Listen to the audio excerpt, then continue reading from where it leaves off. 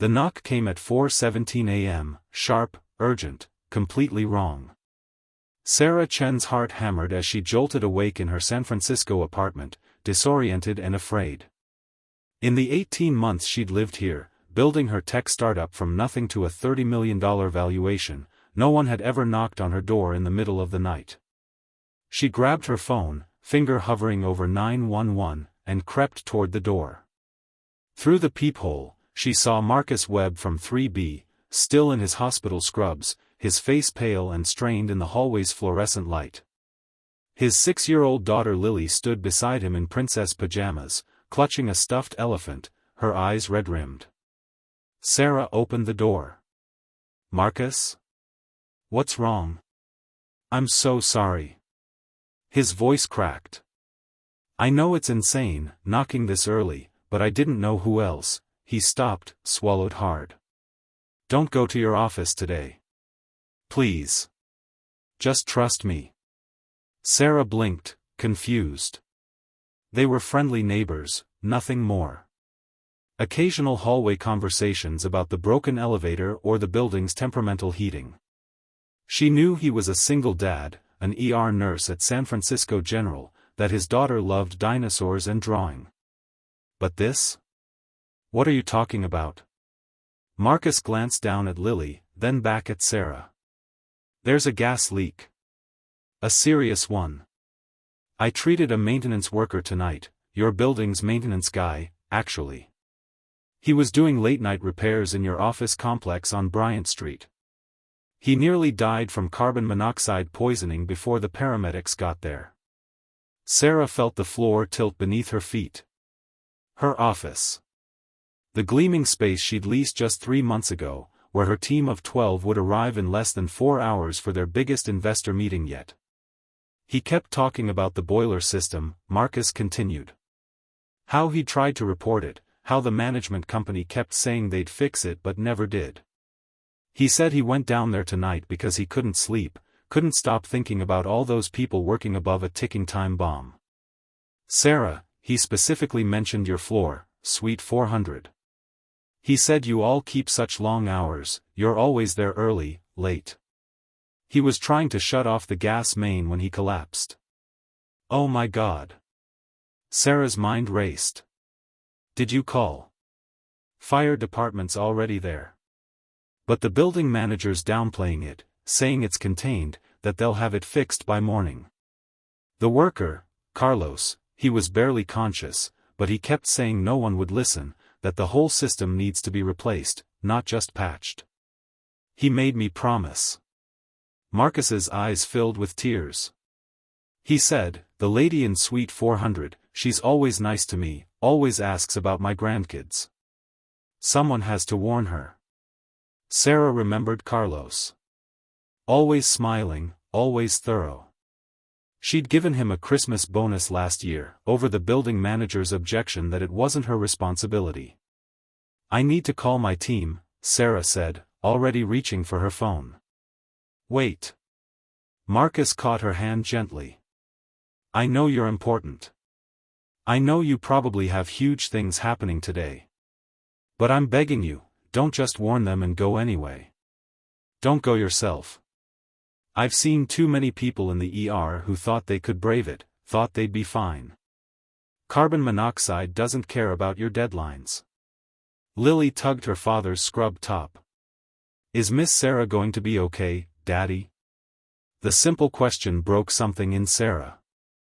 This child, who'd lost her mother to cancer 2 years ago, Marcus had mentioned it once, briefly, painfully, was standing in a hallway at 4 a.m. worried about a neighbor she barely knew.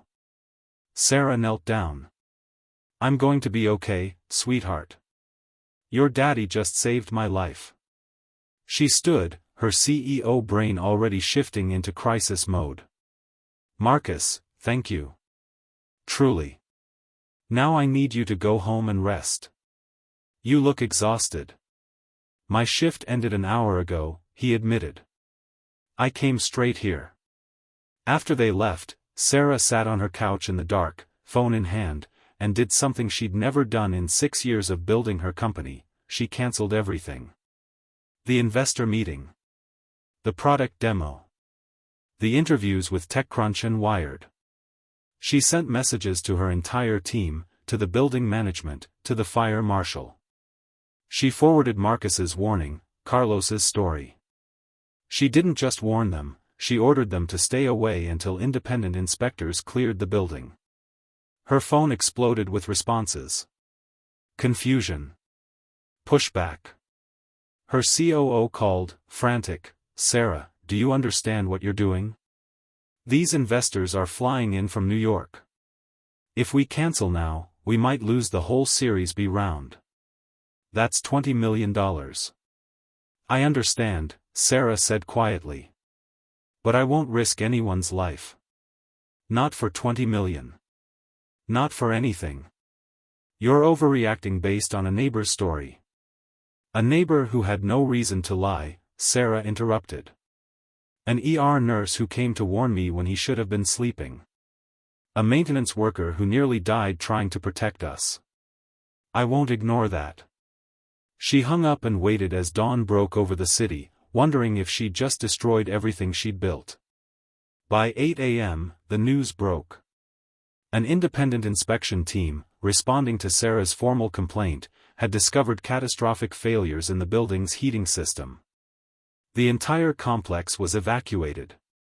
If anyone had been working in Suite 400 that morning, the inspector said, the results would have been catastrophic. The levels of carbon monoxide were lethal. The boiler could have exploded. Sarah's phone rang again. Her COO, crying this time. "You saved us. You saved all of us."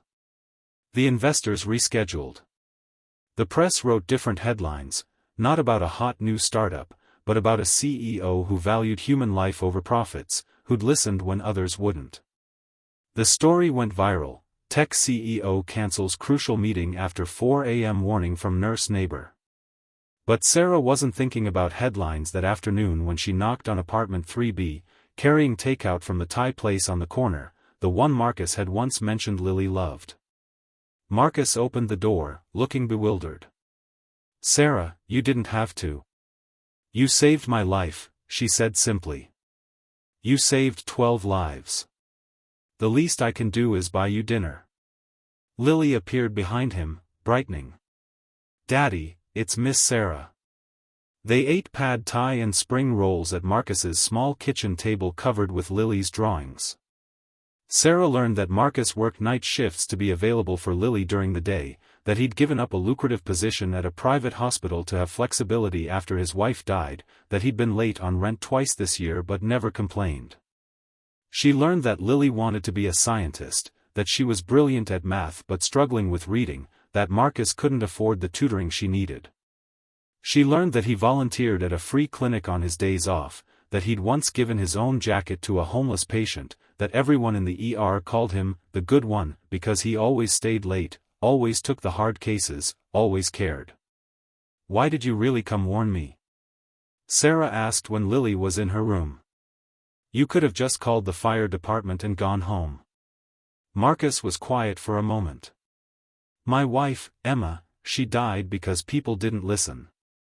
She kept saying something was wrong, kept telling her doctors the pain wasn't normal. They said she was overreacting, that she was too young for cancer. By the time someone finally heard her." He stopped, composed himself. "I promised myself I'd never ignore a warning again. When Carlos kept talking about your building, about you and your team, I knew I couldn't just hope the fire department would handle it. I had to make sure you knew. That someone told you directly." Sarah felt tears on her cheeks.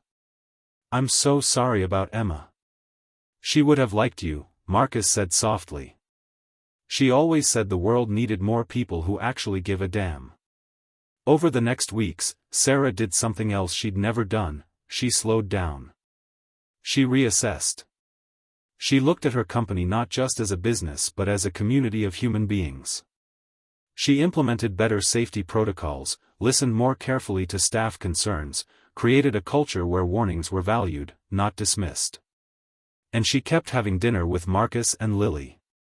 One evening, 3 months after that 4 a.m. knock, Sarah arrived with a proposal.